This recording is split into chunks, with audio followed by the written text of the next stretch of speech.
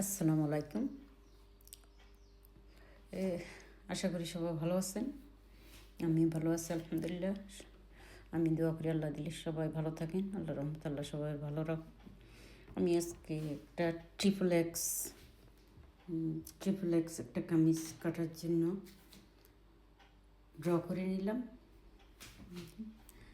এখানে হবে 52 চেস্টের সাইজ 52, তারপরে শোল্ডার হবে 18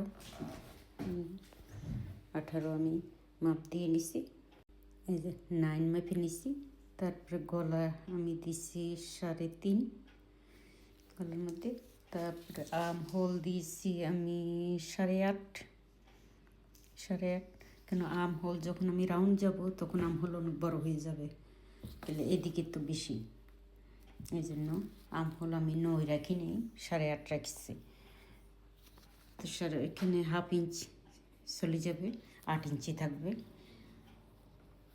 গলার ডিপ পিছনের অংশ নিচ্ছি আমি 3.5 আর সামনে 7।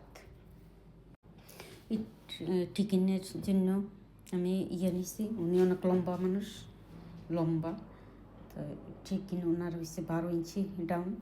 খালি পিছনে টিকিন হবে, সামনে হবে না, সামনে হলে আরও নিচে হইতো, শুধু পিছনে হবে। এটা হলো লাইনিং।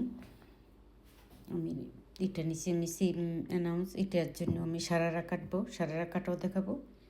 এই যে কামিজটা, এখন কামিজের লাইনিং তো কাটা মার্ক হয়ে গেছে।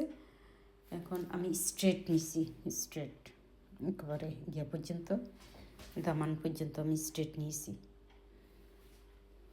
ভালো করে হাইলাইট করে দিলাম। এই যে ট্রিপল এক্স।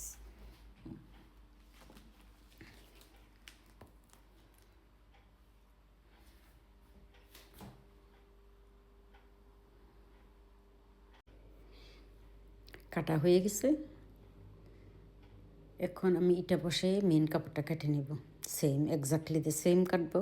ওকে, আল্লাহ হাফেজ, আসসালামু আলাইকুম।